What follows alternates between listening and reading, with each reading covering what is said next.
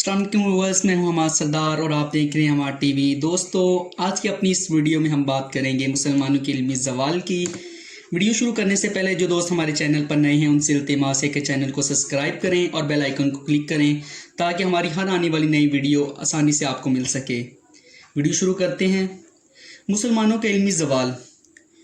काबिल अफसोस बात यह है कि मुसलमानों के मुख्तलिफ आलूम पर लिखी हुई किताबें यूरोप में 18वीं सदी ईस्वी तक पढ़ाई जाती रहीं और ख़ुद मुसलमानों के पास 11वीं और 12वीं सदी ईस्वी यानी 5वीं और 6ठी सदी हिजरी के बाद से ही इल्मी ज़वाल शुरू हो गया। मुसलमान इल्मी जस्तजू या तहकीक से सिर्फ दूर ही नहीं हुए बल्कि हासिल करदा आलूम को भी बुला बैठे और वो एक ऐसी कौम बनकर रह गए जिनको इल्म से कभी कोई वास्ता ही ना था। वो ज़्यादातर मुफसदों के बहकावे में आकर कुरान की तालीम से दूर हो गए। तौहीद से ज़्यादा यूनानी फ़लसफ़े को कबूल करने लगे। इस्लाम दुश्मन अनासिर ने इनमें फितना और फसाद के दरवाज़े खोल दिए, चनाचे वो कुरान से बेताल्लुक़ होकर गौर व फ़िक्र और तबद्दुर करना छोड़ दिया। इन वजूहात का जिससे हम इबरत और सबक दोनों हासिल कर सकते हैं, मैंने मुनासिब समझा कि मुख्तसर ज़िक्र करूँ। ज़वाल के असबाब। मुनाफिकीन। पहली वजह कि मुसलमानों में खुलफाए राशिदीन ज़माने से ही मुनाफिकीन ने फितने पैदा करने शुरू कर दिए जो बाद में चलकर बड़े नुकसान रिसा साबित हुए। सैयदना हज़रत उस्मान गनी रज़ी अल्लाह ताला अन्हो की खिलाफत में अब्दुर्रहमान बिन सबाब ने खुद को मुसलमान और खैर ख्वाह आले रसूल ज़ाहिर करके इस्लाम में मुशरिकाना अकायद फैलाकर इस्लाम को तबाह करना शुरू कर दिया। इसने अपने अकायद को सबसे पहले मदीना में फैलाना शुरू किया मगर इसको नाकामी हुई, चनाचा वो बसरा, कूफा, दमिश्क और मिस्र पहुंचकर सियासी और मजहबी बेचैनी फैलानी शुरू की।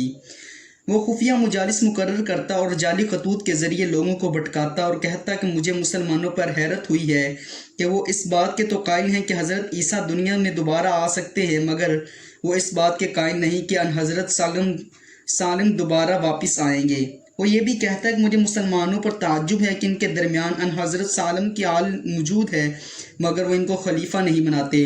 वो हज़रत अली का वसी और रसूल ज़ाहिर करता। खलीफा वक्त हज़रत उस्मान गनी रज़ी अल्लाह ताला अन्हु को बुरा भला कहता और इनके खिलाफ इराक़ से लेकर मिस्र तक एक ज़बरदस्त फितना बर्पा कर दिया, जिसका नतीजा ये हुआ कि इन लोगों ने हज़रत उस्मान को शहीद कर दिया। वो यूनानी कहावतों से मुतासिर होकर हज़रत अली को जुज़े खुदा समझता और कहता कि अल्लाह की रूह हज़रत अली में हलूल कर दी गई है। वो रोज़े जज़ा का कायल नहीं था। इसके मुतदफ़ीन हज़रत अली की शहादत से इनकार करते और इनको ज़िंदा समझते और ये भी कहते कि हज़रत अली कत्ल नहीं हुआ बल्कि इनकी जगह शैतान कत्ल हुआ। हज़रत अली आसमानों पर चले गए हैं और वहीं रहते हैं। इनकी तालीमात ने मुसलमानों को तौहीद और कुरान से हटाकर मजहबी गुमराही, सियासी कशमकश, खाना जंगियों और ख़तरनाक फितनों के दरमियान जाल में फंसा दिया। इसी तरह मुख्तार बिन उबैदा नकफ़ी अपने आप को शान अली में शुमार करके हज़रत अली हुसैन के खून के मुताबिक के बहाने से उठ खड़ा हुआ। इसने सबसे पहले इमाम मेहदी का लफ्ज़ मोहम्मद बिन हनीफ़ा के लिए इस्तेमाल किया और ख़ुद के इनका नायब बताया था। इसने कूफे पर कब्ज़ा किया। इसने इमाम हुसैन के मज़ार के तरफ हसार बंदी की और गुंबद की तामीर करवाई। इसका मकसद मुसलमानों के इत्तेहाद को कमज़ोर करना और उनके दरमियान मुशरिकाना अकायद फैलाना था। इसने एक फ़र्ज़ी कुर्सी जिसको ये कहकर कि इस पर हज़रत अली बैठा करते थे जामे मस्जिद कूफा में रखा। इसकी तंजीम व तकरीम करता था। इसको बोसे देता, इसके सामने नमाज़ पढ़ता। मुसलमान भी यही हरकतें करने लगे। बाद में इसने नबूवत का झूठा दावा भी किया। अपने आप को आलिमुल गैब साहिर ज़ाहिर करता और कहता कि अल्लाह ताला इसके जिस्म में हलूल किया है। कूफे की एक जंग में हज़रत अली के दामाद हज़रत मासब बिन ज़ुबैर के हाथों ये कत्ल हुआ। इसकी इस तहरीक ने मुसलमानों में एक मजहबी बेचैनी पैदा कर दी। वो आइंदा आने वाली सदियों में न सिर्फ मुख्तलिफ मुशरिकाना अकायद के शिकार हुए बल्कि मुख्तलिफ फ़िरक़ों में भी तकसीम हुए। फ़िरका वारियत। दूसरी बड़ी वजह फ़िरका वारियत है जो इस्लाम तरक्की में हायल हुई। हज़रत मुआविया की वफ़ात के बाद हज़रत इमाम हुसैन के हामी जमात इनकी शहादत के साथ ही बाकायदा एक मजहबी फ़िरका वारियत तब्दील हो गई और ये फ़िरका शिया कहलाने लगा। इब्तदाई फ़िरक़ों के अकायद और मुसलमानों के अकायद में कोई ज़्यादा फ़र्क नहीं था। یہ لوگ نماز، روزہ، حج، زکوٰۃ اور دوسرے تمام اعمال میں مسلمانوں کے ساتھ شریک اور قرآن و حدیث کے پابند تھے، مگر جیسے جیسے زمانہ گزرتا گیا ان کے اور مسلمانوں کے درمیان اختلافات بڑھ گئے۔ عبد الرحمن بن سبا اور مختار بن عبیدہ کی تعلیمات اور یونانی خیالات سے متاثر ہو کر مختلف فرقے پیدا ہونے لگے، جن میں سے بعض کا مختصر ذکر کرتے ہیں۔ فرقہ تباریہ، یہ لوگ صحابہ کرام کو نعوذ باللہ ظالم، منافق کہتے اور کافر کہہ کر پکارتے اور بعض حدیثوں سے انکار بھی کرتے تھے۔ فرقہ غلاطہ، یہ عبد الرحمن سبا کی تعلیمات سے متاثر تھے۔ یہ حضرت علی کو خدا سمجھتے اور کہتے کہ حضرت علی خدا میں محلول ہو گئے۔ یہ لوگ روز حساب کے قائل نہیں تھے۔ ان کا خیال تھا کہ حضرت علی دنیا میں پھر واپس آئیں گے۔ یہ بادلوں پر سوار ہیں اور پھرتے ہیں، گرج ان کی آواز ہے اور بجلی ان کی اڑان ہے۔ ان کا یہ بھی خیال تھا کہ حضرت علی شہید نہیں ہوئے بلکہ ابن مرجم کی ہاتھوں شیطان قتل ہوا اور حضرت علی اس سے قبل ہی آسمان پر چلے گئے۔ فرقہ مغریہ، ان کا خیال تھا کہ اللہ تعالیٰ کی شکل انسانوں جیسی ہے۔ اس کے متدافعین مغرہ بن سعید اجلی بانی کو کوفہ کا امام مہدی بھی مانتے تھے۔ فرقہ بنانیہ، دو خداؤں کے قائل تھے، حضرت علی کو زمینی خدا سمجھتے تھے۔ فرقہ جناحیہ، تناسخ اور ادوا کے قائل تھے۔ ان کا خیال تھا کہ روح الہی حضرت علی میں موجود ہے اور اس کے بعد انہوں نے امام عبداللہ بن معاویہ میں محلول کیا۔